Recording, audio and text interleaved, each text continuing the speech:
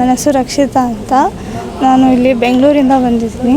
ನನಗೆ ಇವಾಗ ಕಾಯಿ ಕಟ್ಟಿ 16 ವಾರ ಆಯಿತು. ಸೊ ಇವಾಗ ನಾನೇನು ಅಂದ್ಕೊಂಡಿದ್ದೀನೋ ಅದು ಆಗ್ತಾಯಿದೆ. ನನಗೆ ಆಲ್ಮೋಸ್ಟ್ ಇವಾಗ ಕೆಲಸ ಸಿಗ್ತಾಯಿದೆ. ನನಗೆ ಕೆಲಸ ಬೇಕು ಅಂತಲೇ ಇಲ್ಲಿ ಬಂದಿರೋದು. ಆ್ಯಕ್ಚುಲಿ ನನಗೆ ಕೆಲಸ ಸಿಗ್ತಾಯಿದೆ. ಮನೇಲಿ ಒಂದು ಸರ್ಟನ್ ಪ್ರಾಬ್ಲಮ್ ಇದೆ. ಸೊ ಆ ಪ್ರಾಬ್ಲಮ್ ಎಲ್ಲ ಇವಾಗ ಸ್ವಲ್ಪ ಅದು ಕಂಪ್ಲೀಟ್ ಆಗ್ತಾಯಿದೆ. ಹೌದು, ಕಂಪ್ಲೀಟ್ ಆಗ್ತಾಯಿದೆ. ಇವಾಗ ಸ್ವಲ್ಪ ಸ್ಟಾರ್ಟಿಂಗ್ ಕಂಪ್ಲೀಟ್ ಆಗ್ತಾಯಿದೆ, ಚೂರು ಆ ಥರ. ಮೊದಲನೇ ವಾರ ಬಂದಿರೋದಕ್ಕೂ ಈಗ 16ನೇ ವಾರ ಅಂತ ಯಾವಾಗಲಿಂದ ನಿಮಗೆ ಒಂದು ಫಲಿತಾಂಶ ಬರೋಕ್ಕೆ ಶುರುವಾಯಿತು? ಒಂದು 10ನೇ ವಾರ ಆದಮೇಲೆ. ಹೌದು. ಸೊ ಅಲ್ಲಿವರೆಗೂ ಪಾಪ ಕರ್ಮಗಳೆಲ್ಲ ಕಳಿಬೇಕು. ಹೌದು. ಅನ್ಸುತ್ತೆ ಆಯುರ್ವೇದ ಅಂತ. ಅನಿಸುತ್ತೆ ತುಂಬ ಪವಾಡ ಇದೆ ಅನಿಸುತ್ತೆ. ಅನುಭವ ಬಂದಿದೆಯಾ? ಬಂದಿದೆ. ಓಕೆ, ಈಗ ಮೊದಲನೇ ವಾರ ಇಲ್ಲಿ 16ನೇ ವಾರ.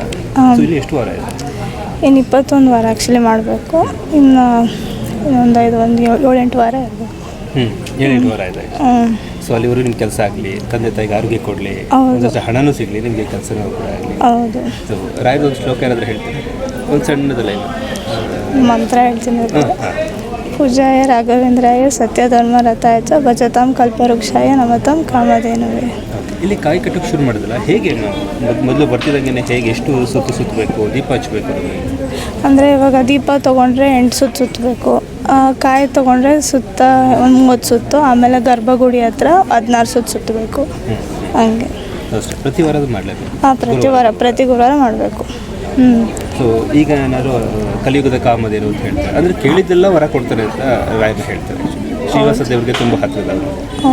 ಹಾಗಾಗಿ ಸೊ ಕೇಳಿದ್ದೆಲ್ಲ ಕೊಡ್ತಾನೆ ಅಂತ ನಿಮ್ಗೆ ಅನ್ಸುತ್ತೆ? ಆ್ಯಕ್ಚುಲಿ ಈಗ ನೀವು ಕೇಳಿದ್ದು ಕೊಡ್ತಾ ಇದ್ದಾರೆ? ಕೊಡ್ತಾ ಇದ್ದಾರೆ ಆ್ಯಕ್ಚುಲಿ. ನಂಗೆ ಇವಾಗ 10ನೇ ವಾರ ಆದಮೇಲೆ ನಂಗೆ ಆಗ್ತಿದೆಯಲ್ಲ, ನಂಗೆ ಗೊತ್ತಾಗ್ತಾ ಇದೆ. ಓಕೆ, ಸೊ ಈಗ ಅದು ಪಾಸಿಟಿವ್ ಬರ್ತಾ ಇದೆ, ಪಾಸಿಟಿವ್ ವೈಬ್ ಬರ್ತಾ ಇದೆ.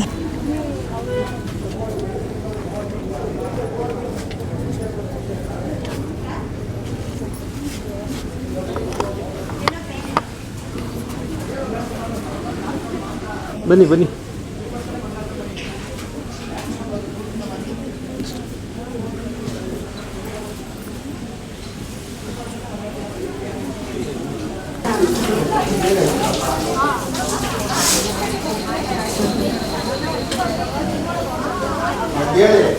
ತೋಟದಲ್ಲಿ ಇವರು ಮನೆ ಕಟ್ಟಡವನ್ನು ಕೂಡ ಕನ್ವರ್ಟ್ ಮಾಡ್ಕೊಂಡು ಬಂದಿಲ್ಲ.